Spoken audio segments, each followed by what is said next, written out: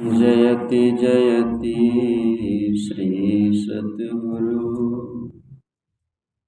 जोड़ी पान युग पद धरो चूक से रक्षा कीजिए बार बार विनती बार बार विनती।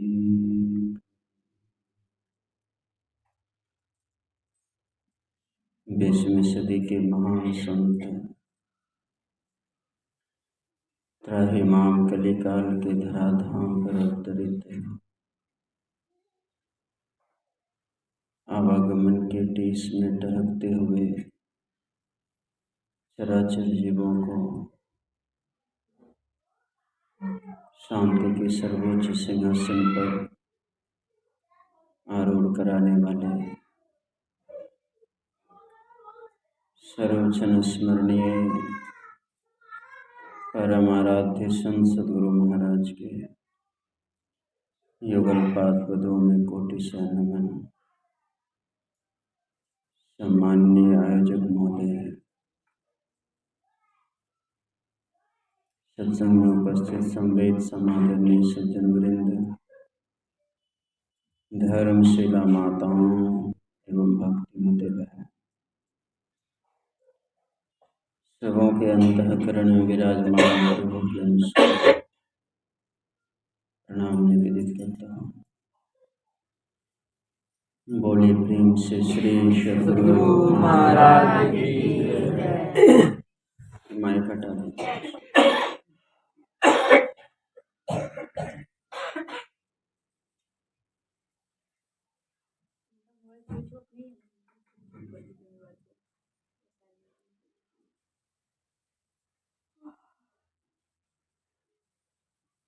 आज हम लोग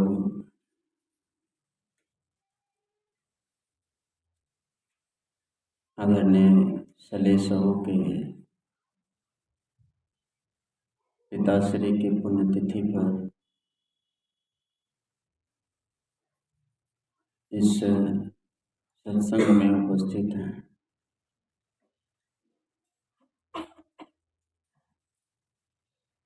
संसार का ये कठोर सत्य है कि जिसे आना पड़ा है उसे जाना पड़ेगा, और सत्य को स्वीकार नहीं करने वाले व्यक्ति संसार में अहंकार, काम, क्रोध, लोभ, अपने को बड़ा समझना, दूसरों को छोटा समझना, ये अहंकार भाव सत्य को नहीं याद करने के कारण होता है। हमें पता है कि एक दिन इसे स्वीकार करना पड़ेगा, मृत्यु को।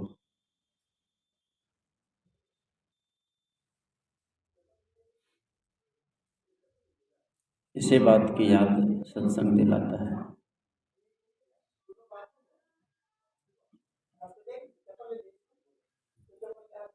और दूसरी बात है,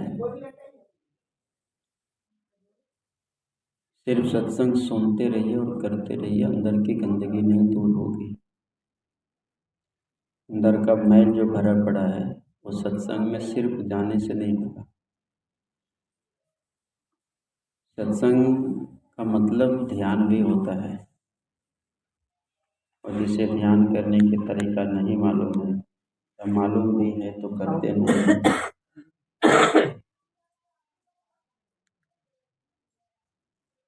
अंदर में बॉक्स दिलवाना चाहिए था।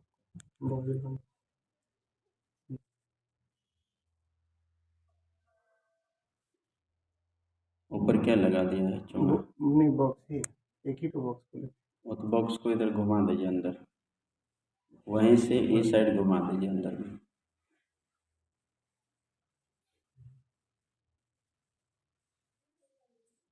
अंदर की गंदगी सिर्फ सत्संग सुनने से दूर नहीं होता है। बाहर का सत्संग आपको अहंकारी बना सकता है, लेकिन अंदर का सत्संग अहंकारी नहीं बनाता है। अंदर का सत्संग तो सहनशीलता ला देती है जीवन में, अपने को नम्रता बना देता है, मैंपन का भाव नहीं आने देता है अंदर का सत्संग। और अंदर के सत्संग करने का हमको फुर्सत नहीं है, अंदर का सत्संग करने का हमको फुर्सत ही नहीं है। बाहर के सत्संग में हम जाते हैं, सुनते हैं, बस जाना और सोना, यही बाकी है। जीवन में परिवर्तन नहीं आएगा, ये बहुत असंभव है। बहुत ज्यादा नजदीक कर दिया बॉक्स, ऊपर कर दो।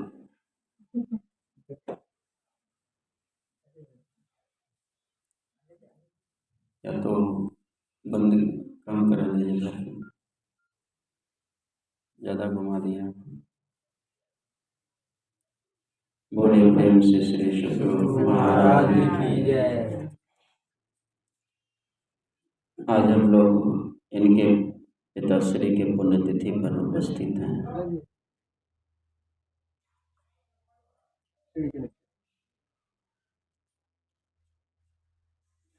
जो व्यक्ति थे संसार में हर कामों को किया है,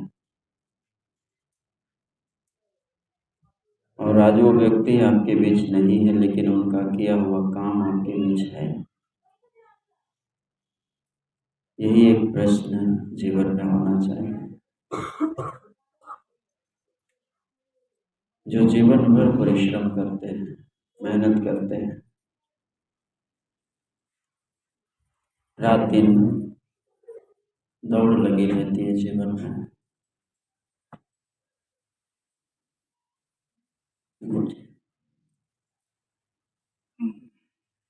रात दिन जीवन में दौड़ बनी हुई है। और ये दौड़ तब तक चलेगी जब तक कि आपकी आंखें बंद ना हो जाए। आपके शरीर से दौड़ लगाने वाली शक्ति को कोई खींच ना ले।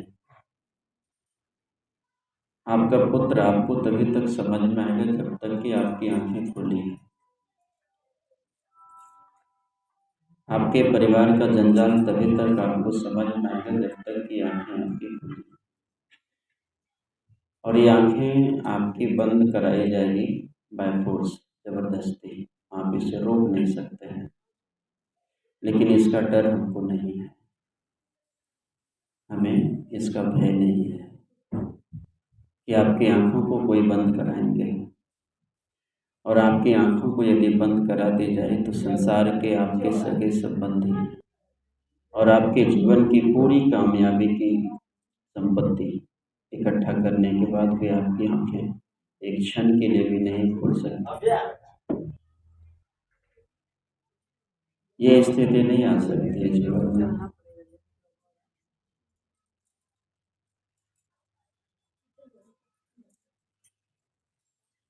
गेट के पास जगह छोड़ दीजिए। सुनिए, आप लोग गेट के पास से हट जाइए, आने वालों को जगह दे दीजिए ताकि बीच में बार बार उठना ना पड़े आप सबको।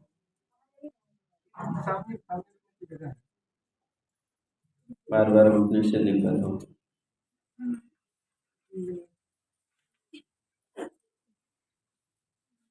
बैठिए। बोले प्रेम से श्री सद्गुरु महाराज की जय। उधर चलिए।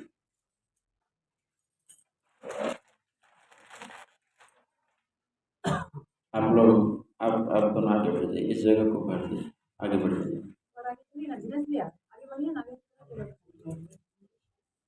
आप आ जाइए, थोड़ा आप सब जाइए, आप और इधर आ जाइए। आप दोनों लाइन में आ जाइए। बस जो आएंगे सब उस जगह पर एडजस्ट हो जाएंगे।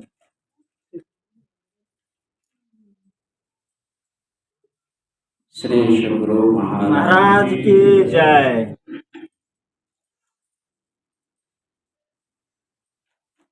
प्रश्न चल रहा था कि जब तक आंखें खुली हैं तब तक बेचैनियां हैं जीवन में, तब तक व्यवस्थाओं की आवश्यकता है, तब तक आपको कमी नज़र आएगी और तब तक आपको लगेगा कि हमारे लिए हमारा परिवार ही सर्वोच्च है, इसके अलावा हमारा जीवन का कोई नहीं।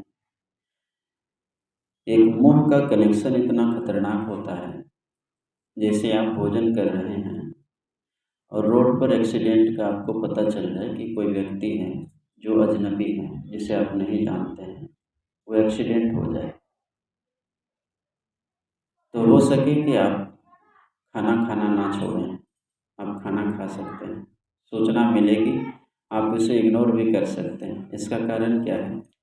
इसका कारण है कि उक्त व्यक्ति जो घटित है, जिसे एक्सीडेंट हुआ है, वो व्यक्ति से आपका अटैच नहीं था और वो व्यक्ति आपके लिए अजनबी था, दर्द नहीं होगा। और कहीं आपका बच्चा इस जगह नहीं कि दूसरी जगह एक्सीडेंट होता है और आपको फ़ोन से सूचना मिलती है और आप खाना खाए होते, दूसरी कोर्ट जाएगी अंदर, दूसरी बार आप भोजन ले सकते हैं, थाली हट जाएगी सामने से। एक्सीडेंट वो भी हुआ था जिसे आप परिचय नहीं था, एक्सीडेंट वो भी हुआ जो आपका परिचय था, तो दौड़ाया किसने? एक्सीडेंट ने दौड़ाया। एक्सीडेंट ने आपको नहीं दौड़ाया है, एक्सीडेंट ने आपके भोजन को नहीं रोका, रोका है आपका अटैच ने, आपका कनेक्शन ने, आपके परिवार से संबंधित व्यक्ति। हमारा मोह था उसके साथ, इसीलिए आप भोजन नहीं कर पाए। हमारा अटैच था उसके साथ, इसीलिए आपके जीवन की मनोस्थिति, वर्तमान की स्थिति खो गई, कुछ समझ में नहीं आता। वो भी व्यक्ति एक्सीडेंट हुआ, आपकी आंखों में आंसू नहीं आती है, और जो आपका अपना पुत्र एक्सीडेंट हुआ तो आंखों में आंसू आते हैं। मतलब एक्सीडेंट का नहीं है, मतलब है कि आपका कनेक्टिविटी, आपका संपर्क, आपका लगाव, और यही दुख का कारण है। और यही दुख के सहारे आप जिंदगी को जीना चाहते हैं, जो सर्वथा अयोग्य है, सर्वथा गलत है। लेकिन अज्ञानता की पट्टी बांध करके मानव कर्तव्य को भूलता है। अज्ञानता के कारण कर्तव्य को नहीं समझ करके अकर्तव्य कर्म को भी करता है। सत्संग यही बात सिखाता है कि हमें करना क्या चाहिए। आप देखते हैं जीते जी माता पिता को वृद्धाश्रम में पहुंचा दिया जाता है। मैं तो लगभग भारत के हर राज्य में देखा और बड़े से बड़े लोगों को भी देखा, अरबपति खरबपति के साथ हवाई जहाज पर भी चल करके देखा, बहुत कुछ देखा जिंदगी में। पैसे की कमी नहीं है, लेकिन माँ बाप जिस उम्मीद से बच्चों को पाला था उस चीज़ का अभाव, जिस उम्मीद से अपने बच्चों को पाला पसीना बहा करके एक बच्चों को सींचने की कोशिश की है।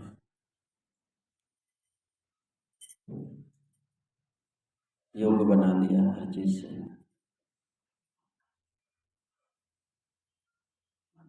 एक बात कहूँ, धन और संस्कार में बहुत अंतर है। धन, संपत्ति और संस्कार में एक महान अंतर है। संपत्ति आपको अहंकारी बना सकता है, लेकिन संस्कार कभी अहंकारी नहीं बनाता। धन आपको गलत काम करने के लिए मजबूर कर सकता है, लेकिन संस्कार कभी गलत काम करने के लिए मजबूर नहीं करता। और आज की जो वर्तमान स्थिति है, हम बच्चों को धनवान बनाना चाहते हैं, बच्चों को संस्कारी बनाना नहीं चाहते। इसके लिए नो आपको फुर्सत है तो बच्चों को क्या ध्यान देंगे। मैं तो कहता हूँ बच्चों को जहाँ ज़रूरत पड़े 10 रुपये की, वहाँ 5 रुपया दीजिए और 5 रुपया का ज्ञान दे दीजिए। इस 5 रुपयों को तुझे इन्वेस्ट कैसे करनी है। वो फिर करोड़ों की संपत्ति आपके बीच आपका पुत्र खड़ा कर देगा। लेकिन जहाँ उन्हें 20 की ज़रूरत है, आपने 40 दे दिया कि जाओ, तो आपका बच्चा बिगड़ेगा सुनिश्चित। आप उसे फिर संभाल नहीं सकते। धन देने से ज़्यादा है कि बच्चों को ज्ञान दे देना। और यदि वृद्धावस्था को सुखमय बनाना चाहते हैं तो बच्चों को संस्कारी बना लीजिए, धनी मत बनाइए। ये मत समझिए कि मेरा बेटा धनी बन जाएगा तो आपको सुख मिलेगा, भूल है आपकी। आपको वृद्धाश्रम जाकर के वहाँ ताली बजानी पड़ेगी। और वर्तमान स्थिति जो अभी की है ना, बहुत दर्दनाक स्थिति है।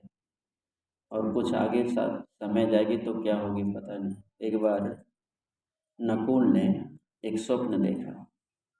ऐसे तो पांचों भाई ने स्वप्न देखा, लेकिन नकुल ने क्या स्वप्न देखा। वो स्वप्न देखते हैं कि एक गाय बच्चे को जन्म दी है, बछड़ा को, और वो गाय उस बछड़े को इतना चाटती है, इतना प्यार देती है कि बच्चे के शरीर से खून निकलने लगा। नकुल बड़ी आश्चर्य में पड़ा और कहा कि भगवान, हमने जो रात में स्वप्न देखा वो क्या चीज़ है। तो भगवान कृष्ण कहते हैं कि नकुल,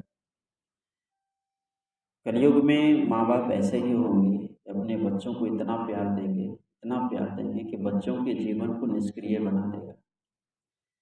और बच्चे जो कहेंगे गार्जियन वो करेंगे, गार्जियन जो कहेंगे वो बच्चे नहीं करेंगे। और ये स्थिति आपके बीच सामने में है, ये चल रही है अभी। और इस तरह के माता पिता सुखी होना चाहते हैं। इस तरह के माता पिता अपने जीवन को सोचते हैं कि मेरा बेटा तैयार होगा, एक जीवन में सहारा मिलेगा। सहारा नहीं मिलेगा, सहारा तो आपने बचपन में तोड़ दिया है। आज हम बच्चों को संस्कार नहीं दे पाते हैं, बच्चों को धनी बनाना चाहते हैं, रात दिन मेहनत करते हैं। गलत कदम उठा सकता है बच्चा, इसमें शक नहीं है। और यदि आपने बच्चों को 1 रुपया भी नहीं दिया ना, 10 रुपया का ज्ञान दे दिया, तो आपका बच्चा 10 लाख रुपया की संपत्ति आपके हाथ में दे देगा। क्योंकि ज्ञान विवेकी बनाता है, संस्कार विवेकी बनाता है, अहंकारी नहीं बनाता। मानव जीवन हमें इसलिए नहीं मिला है, मानव जीवन हमें इसलिए नहीं मिला कि खाना है, पीना है, बाल बच्चों का परवरिश करना है, घर मकान बनाना है और फिर यहाँ से निकल जाना है। ये काम के लिए नहीं बना है। आज शैलेश और उनके पिताश्री नहीं है यहाँ। उनका क्या संपत्ति रही यहाँ पर पता है? उनका व्यवहार। उन्होंने आपके साथ कैसा कर्तव्य किया है। संपत्ति मायने नहीं रखता है, मायने रखता है कि उनकी आवाज़ में कौन सी जादू थी जो आपके मनोस्थिति को, बिगड़ी हुई मनोस्थिति को सुधार देते। हमारा विचार हमारा परिचय है, हमारा विचार ही हमारा आइडेंटिफिकेशन है। हम किस विचार के हैं। और आपसे लोगों को मदद क्या मिलती है? आपकी सबसे बड़ी संपत्ति यही है। आज वो नहीं है, मकान बना दिया, सब कुछ कर दिया, लेकिन करने के बाद भी आज आपकी आंखों के बीच में नहीं है। कुछ लेके गए थे कि नहीं? कुछ लेके गए थे यहाँ से? नहीं ले गए, सब यहीं छोड़ के चलेंगे। मन हमारा इतना जटिल गहराई की कुंड में गिरा है कि सब कुछ जानते हुए भी फिर हम वही काम करते हैं जो हमारे जीवन का सबसे महत्वपूर्ण नहीं था। हम उसी काम को करते हैं, हम उसी काम में समय बिताते हैं जो हमारे जीवन का पार्ट आउट था। रियलिटी नहीं थी हमारी, वास्तविकता नहीं थी, वही काम करते।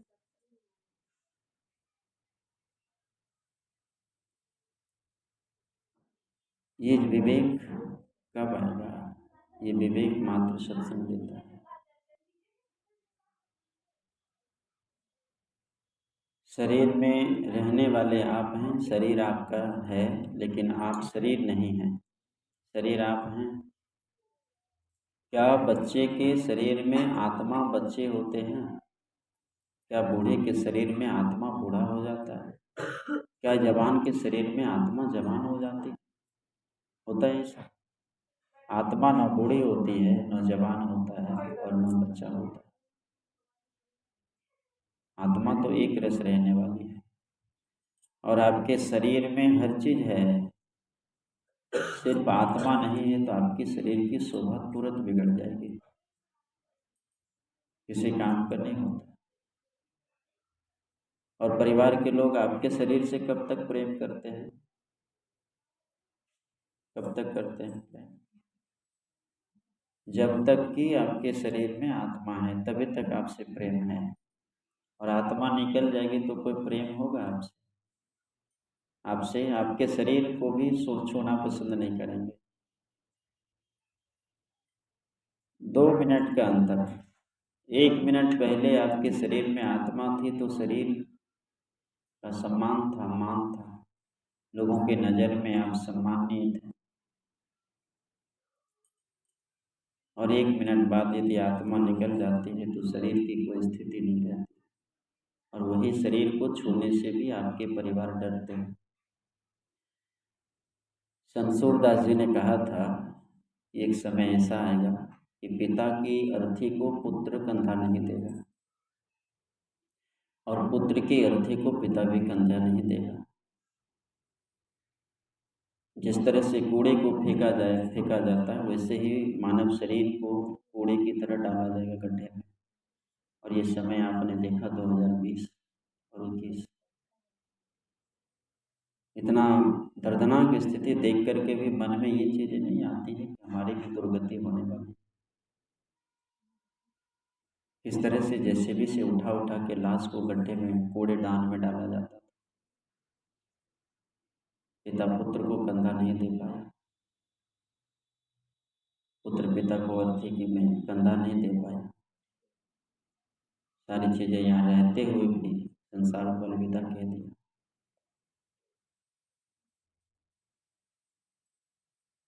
हम आप भी उसी लाइन में खड़े हैं, हम आपको भी इसी दौर से गुजरना पड़ेगा।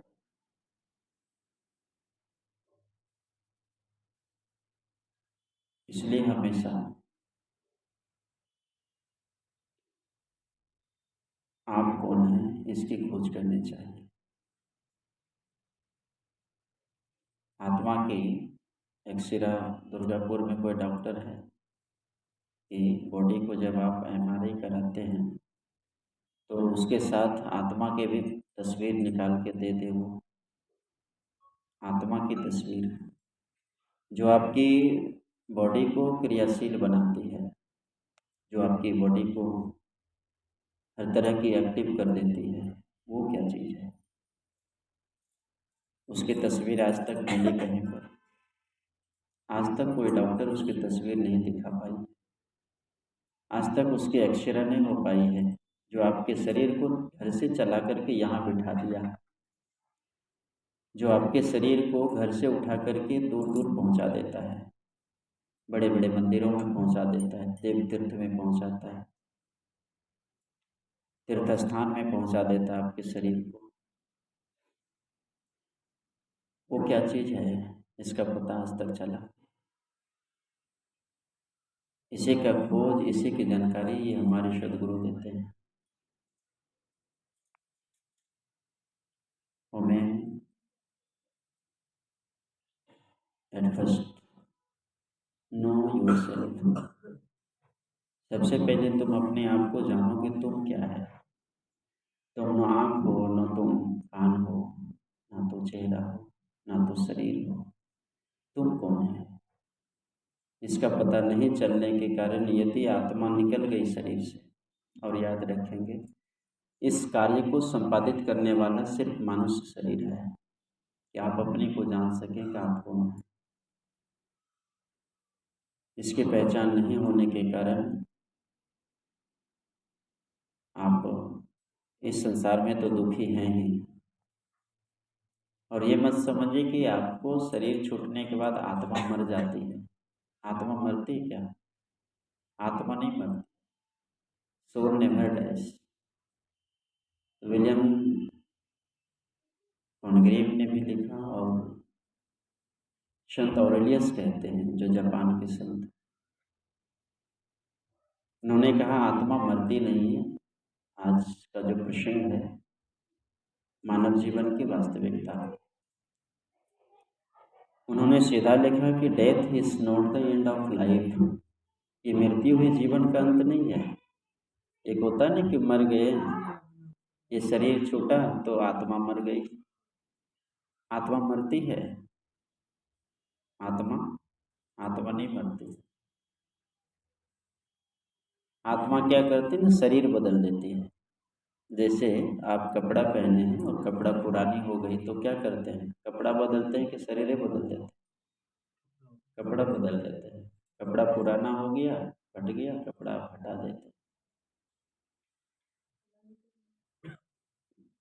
उसी तरह से जब ये शरीर आपका जर्जर हो जाता है, शरीर रूपी कपड़ा फटने लगता है, इसमें रोग आ जाता है, आप दर्द से पीड़ित हो जाते हैं, कराते हैं, तो क्या होता है, ये शरीर रूपी कपड़े को आप बदल देते हैं, न कि आप बदलते हैं।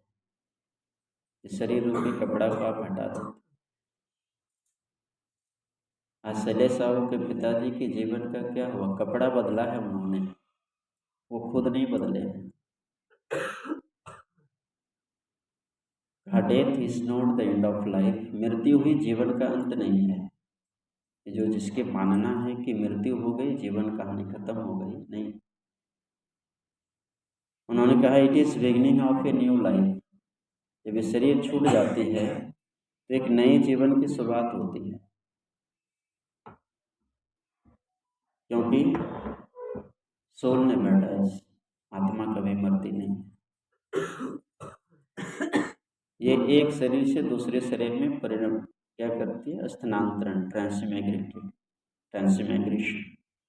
एक दूसरे शरीर से दूसरे शरीर में प्रवेश हो जाती है, घुस जाती है। ये जो परिवर्तन है ये किस पर निर्भर करता है, कहता है transmigration completely depends on our action. हमारे कर्म पर निर्भर करता है कि आपकी दूसरी शरीर का प्रारंभ, दूसरे जीवन का प्रारंभ कैसा होगा। ये आपके आपके कर्मों पर निर्भर करता है। कोई सत्संग में बैठता है, कोई इसी समय में शराब पीता होगा, कोई मांस खाता होगा, कोई अनुचित कर्तव्य को करता होगा, चोरी करता होगा, और आप ऐसे हैं कि सत्संग में बैठे। ये आपका कर्म है।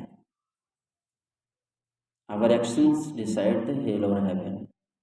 हमारा कर्म निर्धारित करता है स्वर्ग और नरक का। ये स्वर्ग और नरक क्या है, ये हमारे कर्म पर निर्भर है। करे बुराई सुख चाहे, कैसे पावे को, बोए पेड़ बबूल का, आम कहाँ से। सत्संग हम सुनना नहीं चाहेंगे, ध्यान करना नहीं चाहेंगे, और सोचेंगे कि मेरे जीवन में तकलीफ ना आवे, मेरे घर में झगड़ा ना हो, मेरे घर में शांति बनी रहे। मैं बार बार कहता हूँ कि आप अपने घर को सर्वप्रथम मंदिर बना दीजिए। घर को घर मत रहने दीजिए, घर को मंदिर बना दीजिए। अगर 4 परिवार हैं तो चारों में ऐसा प्रेम, ऐसा अपनत्व। यदि एक रोटी परमात्मा ने दी है इस शाम में, तो उसी में 4 भाग लगेगा और मुस्कुरा करके रोटी के टुकड़े मुंह में जाएंगे। यही है तो जीवन। और ये संस्कार के अभाव में, सत्संग के अभाव में, मानव के पास 10 रोटियां भी है और 2 परिवार है, तो उस 10 रोटियों में भी समस्या खड़ी है, सेटिस्फैक्शन नहीं है, संतुष्टि नहीं है। जीवन में ऐसी हाहाकार मची हुई है कि नींद में आने के लिए सोचना पड़ता है कि नींद कैसे आ जाए, ये स्थिति है। क्या मतलब होता है कमाने का, क्या मतलब होता है दौड़ने का, क्यों पसीना बहाते हैं, शांति के लिए ना। पसीना जो आपकी बहती है किस लिए, सुबह से शाम तक दुकान में बैठते हैं किसके लिए। पैसा कमाने के पीछे यदि उद्देश्य है तो आपका उद्देश्य है शांति और सुख, यही उद्देश्य है। आप यदि संसार में एक पैर अभी आगे बढ़ाते हैं ना, उस पैर बढ़ाने के पीछे रीजन यही है कि आप सुखी हो जाएं। कीड़ा भी अपने जीवन को जीता है तो सुखी के लिए। हर कर्म के पीछे उद्देश्य है सुख।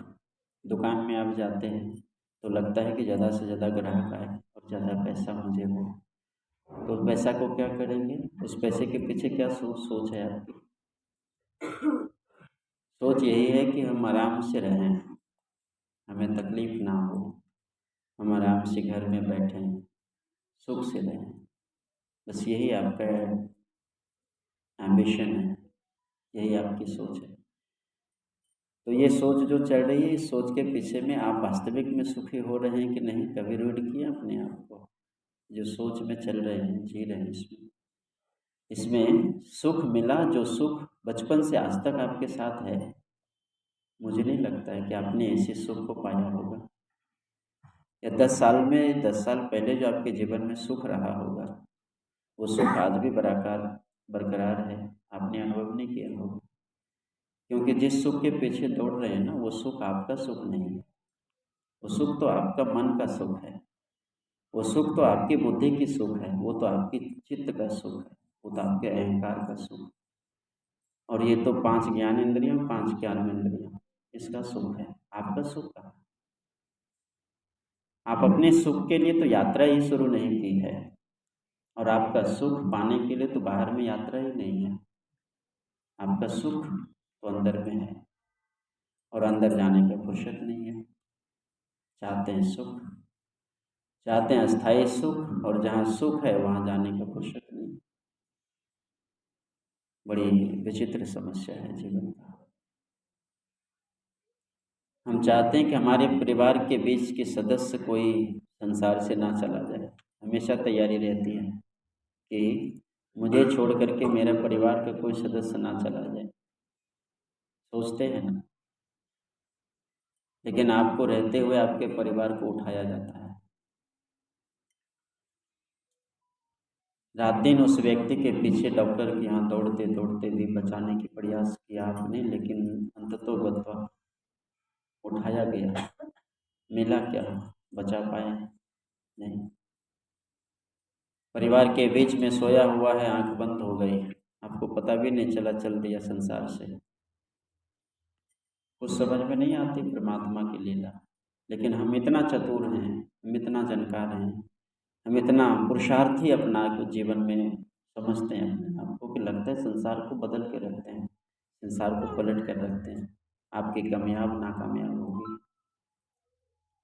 और ये स्थिति हमारी जिंदगी की है। ये जीवन जीने की मात्र वही तरीका है जैसे मृग तृष्णा, प्यासा मृग रेगिस्तान में दौड़ती है, और सूखी रेत को कड़ाके की धूप में जब देखती है, वो तो लगता है कि पानी है आगे। मृग प्यासी है, दिख रहा है कि पानी है, दौड़ करके उस जगह पर पहुंचती है जहाँ पानी को देखा था, जहाँ पानी का आभास उन्होंने की थी। वहाँ पानी नहीं मिलता, क्या मिलता है? सूखी रेत। मृग प्यासी है, और खड़ी होकर के फिर निराश होकर के दूर देखती है, मन में आता है वो वहाँ पानी है। दौड़ लगाती है, फिर वहाँ पहुँचती है जहाँ पानी का आभास हुआ था, वहाँ भी सूखी रेत मिलती है। और ये मृग प्यासी ही दौड़ती दौड़ती जीवन को समाप्त कर देती। वास्तविक स्थिति हमारी वही है। हम इस संसार में कभी पुत्र ना है तो पुत्र की प्राप्ति का सुख, कभी पुत्री नहीं है तो पुत्री की प्राप्ति का सुख, धन नहीं है तो धन ज़्यादा हो जाए उसका सुख, पुत्र नहीं था पुत्र हो गया। कुछ पल के लिए आपने जीवन को संतोषी बनाया, लेकिन वो पुत्र यदि नालायक निकल गया तो आपके जीवन में जब पुत्र नहीं था, उससे दुगुना दुख आपकी ज़िंदगी में आ गई। पुत्र यदि कामयाब ना हो सका तो ज़िंदगी भर टेंशन में मृत्यु हो जाएगी। क्या सुख, क्या ज़िंदगी की चाल, ये तरीका है। बस इतना याद रखिएगा, जिन्होंने पकड़ा वो रोया, जिन्होंने छोड़ा वो हंसा है। जो पकड़ा है वो रोता ही रहा है, और जो छोड़ा है वही हंसा है। बंदर पकड़ने वाले को देखे, बंदर कैसे पकड़ा जाता है? सुराही जानते हैं, जब उसमें ठंडा पानी लगे पानी को ठंडा करने के लिए वो ज़मीन में गाड़ दिया जाता है और उसमें भुजा हुआ चना डाल देता है और बाहर में भी छेड़ देता है मदारी। बंदर दौड़ता है, चना को उठाता है और बंदर कभी जब भी खाएंगे तो एक एक करके खाता है। बंदर उठाता है, मुंह में डालता है, जब पूरा बाहर का साफ हो जाता है तब एक बार घड़ा को देखता है। उसे पता चलता है कि जो हमें बाहर में मिला था खाने वो अंदर में भी है, क्यों नहीं उसे भी ले लो। बंदर हाथ डालता है और बंदर का हाथ जब डालता है ना पतला रहता है, सुराही में आराम से घुस जाता है और वहाँ क्या करता है, चना को पकड़ लेता है। तो चना जब पकड़ेगा तो मुट्ठी बन गई ना, घड़ा ऐसे फंस जाता है इसमें, हाथ फंस जाता है उसमें और बंदर परेशान होता है और उसे लगता है कि हमें किसी ने पकड़ लिया। क्या किया, हमें किसी ने पकड़ लिया है। और बंदर को फंसाने वाले मदारी आता है, जाल फेंक करके 2 डंडा लगा के चल देता है। बंदर को लगता है कि मुझे पकड़ लिया है, वास्तविक में बंदर को किसी ने पकड़ा है क्या? बंदर को किसी ने पकड़ा नहीं था, बंदर ने पकड़ा था। हमें संसार का कोई बंधन नहीं पकड़ा, हमने बंधन को पकड़ा है। हमें किसी व्यक्ति ने नहीं पकड़ा है, हमें उनकी यादों ने पकड़ लिया है और हम इसी के जीवन, इसी के सारे दुख सुख का अनुभव करते हैं। ये जिंदगी का तो है तरीका। काश यदि वो बंदर मुट्ठी को खोल दिया होता, चना छोड़ देता, हाथ निकल जाता, लेकिन वो तरीका नहीं। हम भी पकड़ने की कोशिश की है, छोड़ने की नहीं। और ये जो कोशिशें हैं ना पकड़ने की, ये नाकाम होगी। जो पकड़ने की कोशिश है ये एक दिन नाकाम हो जाएगी। आप नहीं चाहेंगे फिर भी हो जाएगा, इसको आप बरकरार नहीं बना सकते। ये आपका अटैचमेंट रियलिटी नहीं है इसका, ये अटैचमेंट वास्तविक में नहीं है। ये तो आपने मन से बना लिया है कि तुम मेरा पुत्र है, वास्तविकता तो कुछ भी नहीं। अभिमन्यु जब मर करके लोक गया, स्वर्ग लोक, तो अर्जुन नहीं था उस समय। अर्जुन को बड़ा दुख हुआ कि मेरा पुत्र मेरे एब्सेंट में मारा गया, मैं अपने पुत्र की रक्षा नहीं कर पाया। भगवान कृष्ण से कहते हैं, कान्हा मुझे उस लोक में लेके चल जहाँ मेरा पुत्र बैठा है। भगवान कृष्ण कहते हैं कि अर्जुन ये अनुचित है। का नहीं, ये काम तो तुझे करना पड़ेगा। भगवान ने योग बल से उसे ले गया और दिखाया कि अभिमन्यु बहुत बड़ा उच्च सिंहासन पर गद्दी में बैठा है।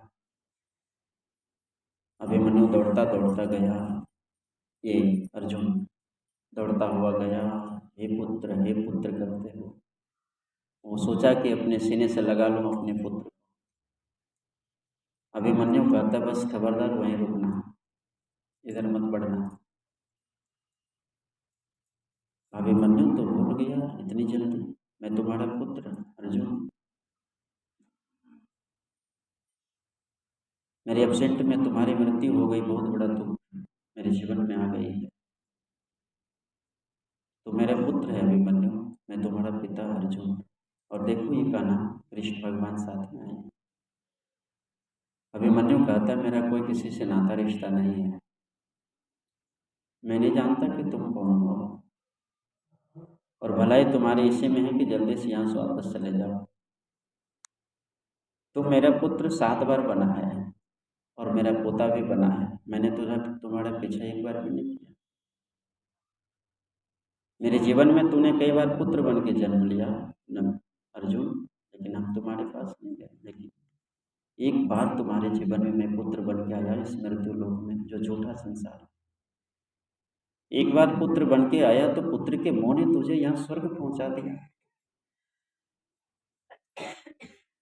यहाँ कोई पुत्र और पिता का संबंध नहीं होता है, बस जस्ट लाइक उसी तरह से जैसे कि आप नाटक कभी देखे हैं।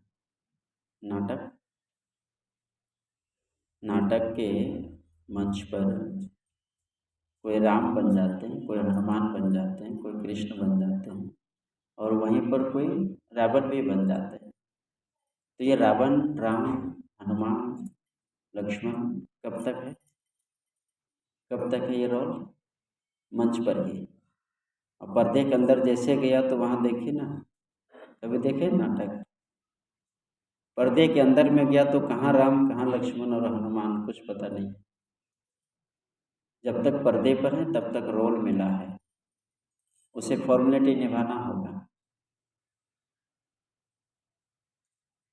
प्रेम है दोनों में, है राम और रावण में, लेकिन सबके बीच में दिखाना होगा कि ये मेरा दुश्मन है। उसे ये रोल करना पड़ेगा। हम आप भी इस संसार रूपी रंगमंच के नाटक के मंच पर, कोई पिता कोई पुत्र, बस यही तक। इसके बाद यहाँ से जाने के बाद जैसे पर्दे के अंदर जाएंगे वहाँ कोई पुत्र और पिता नहीं, कोई रावण, कोई लक्ष्मण और कोई हनुमान, राम नहीं है। लेकिन ये मेरा मन नहीं समझता है, और जो नहीं समझते हैं इस बात को, कितना जन्म तक रोना पड़ेगा। ये तो रोते रोते मनुष्य शरीर मिला है, कितने जन्मों तक आंसू बहाएंगे पता नहीं है। लोग कहते हैं ना, फुर्सत ही नहीं है सत्संग में आने का, फुर्सत नहीं है। क्या काम है भाई? दुकान है, और क्या काम है? घर परिवार है, और कुछ काम है? तो बहुत सारा काम है जिसको आपको नहीं बता सकता, बहुत सारा काम है। और ये काम कब बंद होगा पता है? दो स्थिति में। पहले तो परमात्मा आपके शरीर को शिथिल कर देगा, आँख खुली रहेगी, हाथ नहीं उठेगा। आँख खुली रहेगी, पैर में शक्ति नहीं चलने का। आँख खुली है, भूख लगी है, खाने की शक्ति नहीं है, आप अपने हाथ से खा सकें। उस समय क्या सोचेंगे आप? उस समय फुर्सत मिल जाएगी? उस समय फुर्सत मिलेगी? उस समय भी फुर्सत नहीं मिलेगी। जीवन का उद्देश्य क्या है, यही समझ में नहीं आता है। पहले पता तो ये चल जाए कि हमें ये काम करना है, हमें वहाँ पहुँचना है, ये पता नहीं है आपको। तो सत्संग आपके जीवन को, जो कर्तव्य कर्म है और जो अकर्तव्य कर्म है, इसका निर्णय देता है कि आपको क्या करना चाहिए, क्या नहीं करना। इन बातों को सत्संग आपके बीच स्पष्ट करता है। ये मानव शरीर हमें जो मिला है, इसकी खासियत कितनी है वो देखिए। मनुष्य शरीर में खासियत कितना है। उपनिषद कहता है कि देहस्था सर्वविद्यासु देहस्था सर्वदेवता देहस्था सर्वतीर्थानि गुरु वाक्य ने लभ्यते। आपके शरीर में सब विद्याएं हैं।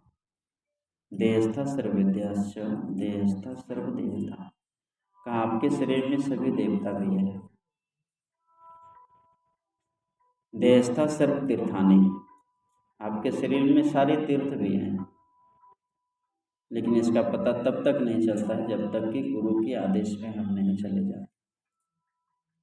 गुरु वाक्य ने लभ्यते, बिना गुरु के ज्ञान से हमें इसका पता नहीं चलता है। मतलब ऐसे समझे कि आप बहुत बड़ा अमीर आदमी हैं, लेकिन आपके धन का पता ही नहीं कि वो धन कहाँ है, इसका पता नहीं। एक भिखारी जीवन भर भीख मांगा, और जब उसकी मृत्यु हो गई तो वहाँ के लोगों ने सोचा कि इसको कहाँ फेंकोगे, यहीं गड्ढा खोद करके इसे जगह डाल दो। जैसे गड्ढा खोदना शुरू किया तो जिस जगह बैठ करके जीवन भर भीख मांगा, उसी जगह से सोने की भरी 7 घड़ा, सोने के सिक्का से भरा 7 घड़ा निकला। व्यक्ति सोचता है कि ये मूर्ख यदि अपने अंदर खोद लेता तो भीख मांगने की नौबत नहीं आती। उसी तरह से हम मानव के अंदर में इतनी बहुमूल्य चीज़ें हैं कि हमें ये पता नहीं है कि हमारे अंदर है क्या। हम जिंदगी भर दूसरों के सहारे जीना पसंद करते हैं। ये आपके जीवन का तरीका नहीं है। ये आपके जीवन जीने की तरीका नहीं है। ये तरीका तो जो जीवन जी रहे हैं ना, ये जीवन जीने की तरीका आज से नहीं, जब से सृष्टि हुई तब से चली आ रही है। कुत्ते को भी परिवार होता है, उसके भी बेटे बेटियां होती हैं, सबके घर में है। चिड़िया को भी अपना परिवार है, वो भी अपने बच्चों की परवरिश करने के लिए सुबह से शाम तक खुली आकाश में उड़ती है। और आप क्या, घर बनाने के लिए तो राजमिस्त्री अलग है, पाइप वाला मिस्त्री अलग है, बढ़ई अलग है ना, सारे मिस्त्री अलग हैं। चिड़िया की घोंसला बनाने में कोई चिड़िया राजमिस्त्री नहीं होती है, और कोई चिड़िया वायरिंग करने वाली बिजली मिस्त्री नहीं होती है, खुद से करती है। सारा चीज़ बना करके अपने जीवन को शुभ बनाने की कोशिश उसकी भी रहती है, और हमारी भी वही कोशिश है, वही ना हो रहा है। बस इतनी बात याद रखिए कि आपके जीवन का जो सुख है वो आपका सुख नहीं है, और ये सुख आपको दुख में बदल देगा। कोई वस्तु नहीं थी, वस्तु मिल गई, वस्तु फूट गई, दुख हो गया, वस्तु मिल गया, सुख हो गया। और मैं एक बात बार बार कहता हूँ कि परिस्थिति, परिस्थिति का मतलब होता है कि दूसरों के द्वारा उत्पन्न की गई स्थिति इक्वल टू परिस्थिति। आपका शांति और सुख का रिमोट जो है ना, किसी दूसरे के हाथ में है। किसी ने आपकी प्रशंसा कर दिया, आप हंस पड़े, कोई आपकी बुराई कर दिया तो आप रोने लगे। इट मीन्स आपके हाथ में कुछ नहीं है, आप बंदर हैं और डमरू बजाने वाले कोई और है। पड़ोसी ने आपकी निंदा कर दिया, क्रोध आ गई, आपको अनुचित कर्म कर दिया। किसी ने कुछ कहा तो हम वैसे हैं। स्वस्थिति का मतलब होता है दुनिया वाला कुछ भी कहे, मुझे वही करना है जो मुझे करना है, जो हमारे गुरु ने बताई है ना। दुनिया वाले करोड़ों हंसे क्यों नहीं, उसे मुझे क्या मतलब है। मुझे वही करना है जो हमारे गुरु ने कहा है। सत्संगियों की भी लोग बेइज्जती करते हैं, तो क्या मतलब है भाई, बेइज्जती करते करने दीजिए, उनका स्वभाव है। हम उनकी स्थिति पर अपनी स्थिति को क्यों बिगाड़ते। और हम यहाँ पर बहुत बड़ा कमजोरी हमारी है, ये सबसे बड़ी वीकनेस पॉइंट है हमारे जीवन। ये स्थिति जीवन में आती है तो समझिए कि 10 आदमी हैं आपके संपर्क में, 10 तरह की बात करते, किसकी बात को मानेंगे, किसकी बात को चरितार्थ करेंगे। जिनके जीवन में गुरु हो गया है ना, ऐसे तो जिनके जीवन में गुरु नहीं है तो समझिए हर चीज़ रहते हुए भी वो निगूरे माने जाते हैं, और निगूरे का स्थान आगे किसी भी जगह में सुनिश्चित नहीं हो पाता है। गुरु करना जीवन में बहुत जरूरी है। गुरु का मतलब है ज्ञान, गुरु का मतलब बॉडी नहीं, गुरु का मतलब शरीर नहीं है। वो लाइट ही गुरु है, जो आपके अंदर में प्रकाश है वही गुरु है। और आपके अंदर में वो लाइट, डिवाइन लाइट भी है, आपके अंदर में साउंड भी है, आपके अंदर में शब्द भी हो रही है, आवाज़ भी होती है आपके अंदर। लेकिन गुरु सच्चा नहीं मिल पाने के कारण आपके अंदर में जो वो स्पिरिचुअल साउंड, जिसको आप कहते हैं सोल साउंड, आत्मा की आवाज़, वो आवाज़ आप सुन नहीं पाते हैं। और वो आवाज़ सुनने की कला हमारे पास है भी नहीं। तो हमारे संत मत में हमारे गुरुदेव महर्षि में परमहंस महाराज आपको आंख बंद करने के बाद प्रकाश दिखे इसकी कला बताता है। और दोनों आँखों के बीच में जैसे आज्ञा चक्र में किस तरह से हम अपने को कंसंट्रेट करें, कैसे हम अपने को केंद्रित कर सकें, ये चीज़ की कला बताई जाती है। यही संत मत की महानता है। और ये संत मत की महानता को समझना बहुत ज़्यादा आसान नहीं है। तो मैं आप सबों से एक निवेदन करूं कि जो भी हैं, आप दीक्षा लिए हैं या नहीं लिए हैं, सब कोई मेडिटेशन कीजिए। ध्यान में बहुत बड़ी शक्ति है। ध्यान जो है ना, ध्यान में बहुत बड़ी शक्ति है। और ध्यान नहीं करेंगे, सिर्फ कथा कहानियों को सुनते रहिए, है ना, क्लास भी करते रहिए। बिना मेडिटेशन का आप अपने को नहीं पहचान पाएंगे कि आप क्या हैं। यदि अपने को जानना है तो पूरी पवित्रता के साथ व्यक्ति को पवित्रता पर भी ध्यान देना चाहिए कि हम स्वच्छ रहें, पवित्र रहें बाहर से भी। इंग्लिश में ने कहा है, healthy body reside in a healthy mind. कहा एक स्वस्थ शरीर में स्वस्थ मन का वास होता है। अब बातें यदि आती है स्वस्थ होना कि मतलब बॉडी फिटनेस सिर्फ हो, मुख में गंदी बातों का प्रयोग होता हो, क्या इसे स्वस्थ कहा जाता है? नहीं। स्वस्थ का मतलब है आपका विचार स्वच्छ हो, आपका भाव पवित्र हो, ये है स्वस्थ। और जानते हैं सबसे खतरनाक डिजीज है मेंटल डिजीज। और मेंटल डिजीज का नाम क्या है? काम, क्रोध, लोभ, मोह, ईर्ष्या, द्वेष, घृणा, वैमनस्यता। ये सारी चीज़ें जो है ना, ये मानसिक रोग है। आप शरीर से कितना ही सुंदर और फिटनेस में रखिए, अगर मन में ये विकार है ना, तो आप सबसे बड़ा रोगी हैं। आपके जैसा रोगी दुनिया में कोई नहीं है। ये मत समझिए कि शरीर में यदि बीमारी हो गई तो आप बीमार हैं।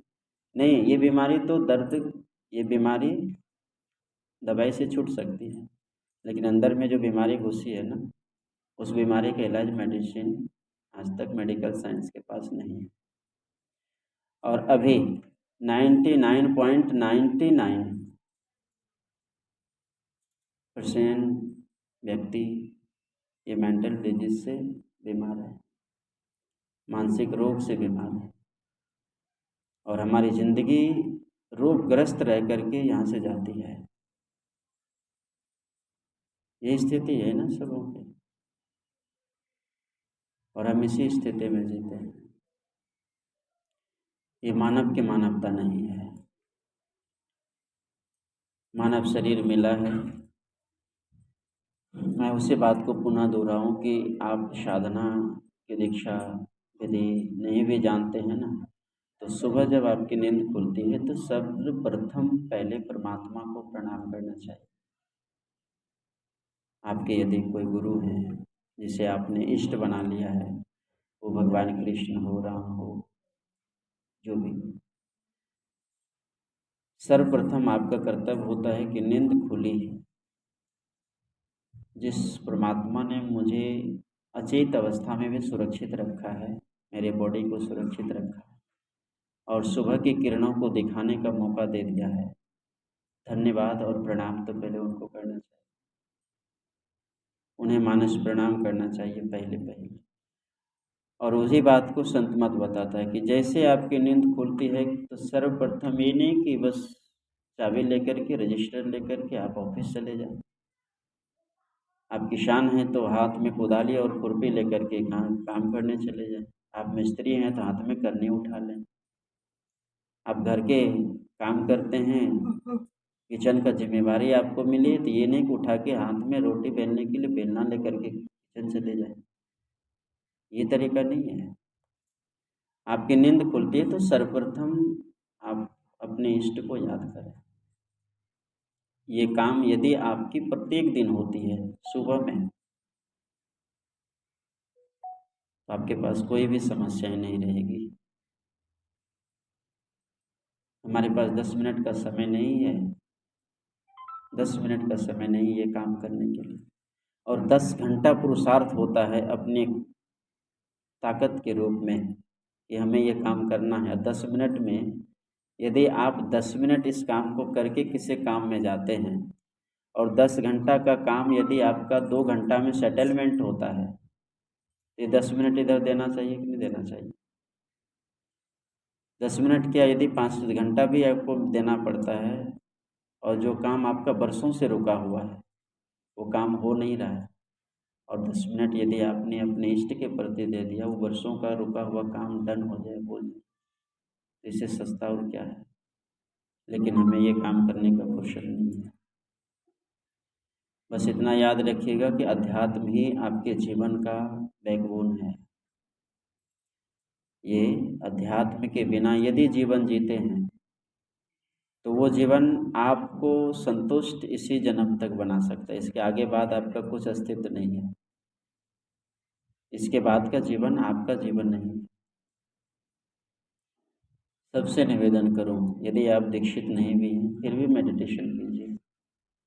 सुबह उठ करके सर्वप्रथम ये क्रिया, और दूसरी बात, जब आप स्नान करते हैं, स्नान करने के बाद पवित्र आसनी बिछा करके, स्वच्छ कपड़ा पहन करके, और आप अपने इष्ट के सामने बैठ करके, मैं तो कहता हूँ घंटे बजाने की ताकत यदि हाथ में नहीं है, आरती उतारने की ताकत नहीं है, ये सब कुछ मत कीजिए। सिर्फ उनके नाम से अपने आप को बिठा दीजिए। और दिखाने से अच्छा है कि हम करें। हम अपने मन को अगर चढ़ाना है ना परमात्मा को, तो मन को चढ़ा दीजिए। हम अपने को विचारों को उसको दे दें। देना है तो यही दीजिए। फूल देना आपकी बड़ाई नहीं है, फूल तो उनका है जिनको आप दे रहे हैं। दूब तो उन्हीं का है, बेलपात्र तो उनका है, आपका थोड़ी। बेलपात्र आपने बनाया, पुष्प आपने बनाया। ये पुष्प और बेलपात्र आपका नहीं है। सिर्फ तोड़ करके मन में क्या है कि मैं, जैसे पूर्व पुष्प डाली से टूटा, मैं शब्द आ गया पुष्प में। ये पुष्प किसने चढ़ाई है? तो मैंने। पुष्प टूटा और मैं लग गया पुष्प में। ये मैं ही क्या करता है? मांग को पैदा करता है। और कहीं भोले बाबा भी कभी कभी खतरे में आ जाते हैं। कहीं लड्डू लेके भगत चला गया मंदिर, तो भोले बाबा भी सोचते हैं कि आज लगता है बड़ा कुछ बहुत बड़ी बात आ गई है। अगर 1 केजी लड्डू आ गया तो जानते हैं, आप दुकान में जाके बोलिए कि भगवान को चढ़ाने वाला लड्डू दीजिए, है ना। मेरे जीवन में तो घटना नहीं घटती है, लेकिन सुनता हूँ, देखता हूँ। कहते हैं कि भगवान को चढ़ाने वाला लड्डू दीजिए, तो भगवान का लड्डू अलग ही बनता है, जिसे लोग विशेष चाव से नहीं खाते। और घर के देवता का, यानी कि परिवार के लिए लड्डू, तो देखिए कैसे गोविंद वाला के यहाँ से लड्डू है। अच्छी अच्छी मिठाई आती है, और वो मिठाई जल्दी नहीं चढ़ती भगवान के ऊपर। वो मिठाई जल्दी नहीं चढ़ती। और पूजा वाला मिठाई ही है। पूजा की मिठाई ही अलग आती है। और उस पूजा की मिठाई में इतना बड़ा मांग छिपा रहता है ना, भगवान भी समझता है कि देखो ये मिठाई तो गजब की है, लेकिन इस मिठाई के अंदर में क्या क्या है मांग। बेटे की शादी नहीं, शादी हो जाए। नौकरी नहीं लगी है, नौकरी लग जाए। व्यापार में घाटा चल रहा है, व्यापार सही हो जाए। पति का स्वास्थ्य अनुकूल नहीं है, स्वास्थ्य अनुकूल हो जाए। मेरी भी तबीयत कभी कभी बिगड़ जाती है, ये भी ठीक हो जाए। और घर परिवार अभी मकान नहीं बना है, मकान बन जाए। छोटका लड्डू में, छोटा लड्डू में ये सारी बातें घुसी हुई है। क्या है वो लड्डू? मैं, इच्छा। वो लड्डू इच्छा है, आपके अंदर में उठ रही इच्छा। और नाना प्रकार के डाल लगी हुई है मानव रूपी जीवन में। नाना प्रकार के डालें हैं, और मन रूपी बंदर इच्छा रूपी डाल पर नाचता है। आज ये इच्छा पूरी हुई तो तीसरी इच्छा जन्म ले लेती है।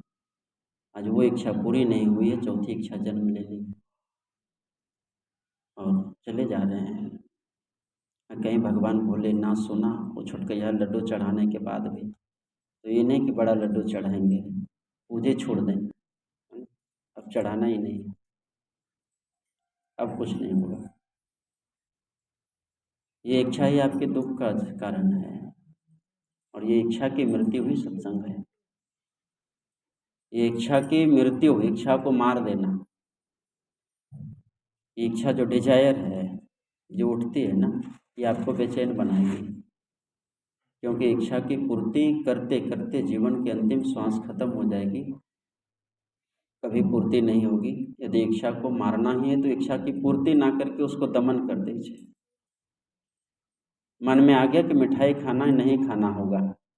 समर्थ राम तीर्थ जब अमेरिका गए थे, उसके पहले बीच रास्ते में घटना घटी है। उसके मन में आए कि भाई बहुत सुंदर मिठाइयाँ बन रही है, जलेबी। तो मन किया कि आज तो गरम गरम बन रही है तो खा ले। दुकान पर गया और ख़रीदा, और ख़रीद करके ला करके टेबल पर रख दिया, हाथ को रख लिया ऐसे।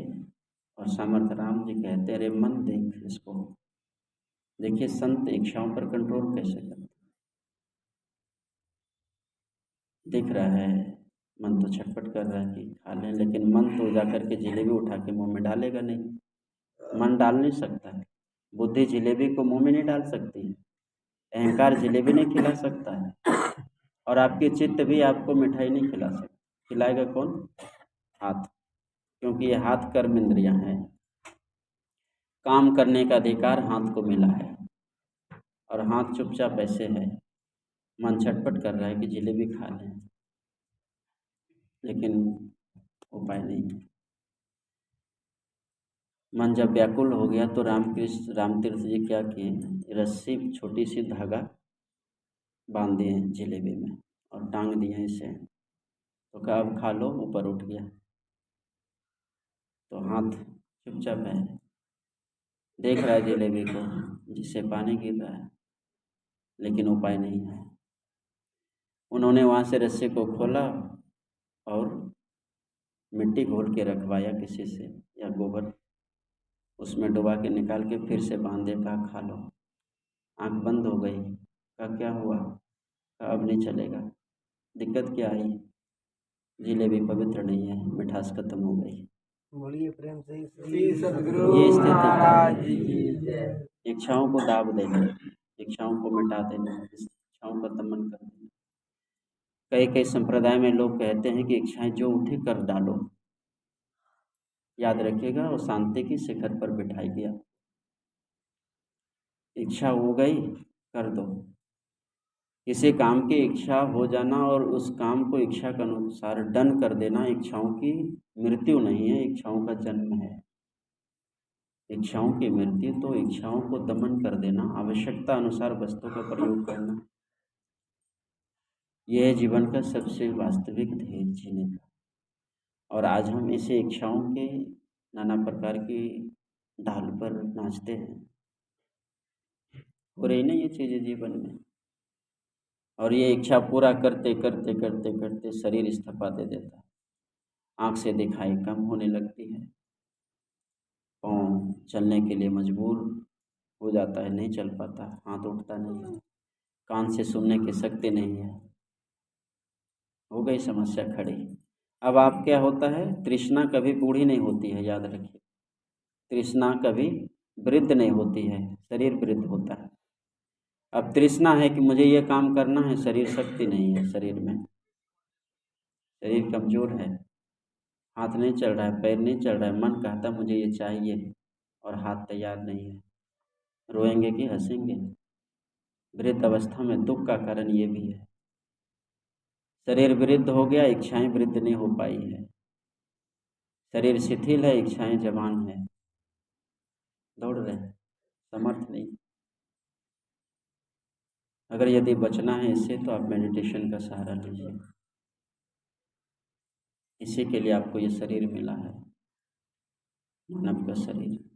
83,99,999 जोनि तक ये आपके शरीर में रहने वाली आत्मा जब ठोकर खाती है, रोती है, तड़पती है, तब जाके परमात्मा दया करने वाले आपको सुंदर शरीर मनुष्य का दे देते। और वो कौन सा शरीर है? मनुष्य का शरीर 10वां दरवाज़ा वाला है। मनुष्य के शरीर में सिर्फ 10वां दरवाज़ा है, बाकी किसी शरीर में नहीं। और परमात्मा कहते हैं अब तुम रोना मत, तुम्हें मैंने गिफ्ट कर दिया मनुष्य शरीर, अब तुम 10वां दरवाज़ा में प्रवेश करो, यहाँ से तुम्हारा रास्ता है, जहाँ से तुम रोओगे नहीं, इसमें प्रवेश करके निकल जाओ। लेकिन उधर क्यों जाएंगे? उधर जाने का फुर्सत नहीं है। दुख तो हमने उठाया है, दुख हमें किसी ने दिया नहीं है। अगर आपकी आंखों में आंसू है ना, वो किसी ने दिया नहीं, आपने लाया है अपने से। अपने से आंसू लाया है। ये वृद्धावस्था आपकी नहीं है, शरीर की है, आपने लाया है। जितने भी समस्याओं को क्रिएट किया है वो आपने किया है, किसी ने किया नहीं आपके साथ, और ये आपका कर्म है। इसलिए मैं कह रहा था कि आप दीक्षित नहीं भी हैं, अगर अंदर की डिवाइन लाइट को दिखाने वाले कोई योग गुरु नहीं भी मिले हैं, अंदर के जो साउंड है उस चीज़ को सुनने के लिए कोई ऐसे योग गुरु नहीं भी मिले हैं, तो आप अपने घर में ही अपने मन को शांत कीजिए। और शांति कहीं बाहर जाने से नहीं होगा, शांति आपके अंदर है, ये फिक्स है। शांति आपके अंदर है, ये फिक्स है, बाहर में नहीं है कि नहीं है इसकी गारंटी नहीं। इसलिए आज इनके पुण्यतिथि पर हम लोग इनके आत्मा को शांति मिले, और जिस भी शरीर में हैं वहाँ पर अपने संस्कार को और आगे बढ़ावे। अन्यथा मनुष्य शरीर में आकर के फिर से आप अपने पवित्र विचारों को फिर से इस संसार रूपी फुलवाड़ी में पौधे के रूप में बो दें, ताकि वो खुशबूदार पौधा पूरे संसार को खुशबू दे सके। तो हम लोग अभी कुछ समय के लिए उनकी दिवंगत आत्मा को शांति के लिए मौन होकर के चुपचाप बैठ करके आंख बंद करके ध्यानाभ्यास करेंगे। मौन मेडिटेशन। आंख बंद, मोबाइल बंद कर लीजिए सब कोई। कुछ देर हम लोग ध्यान करेंगे।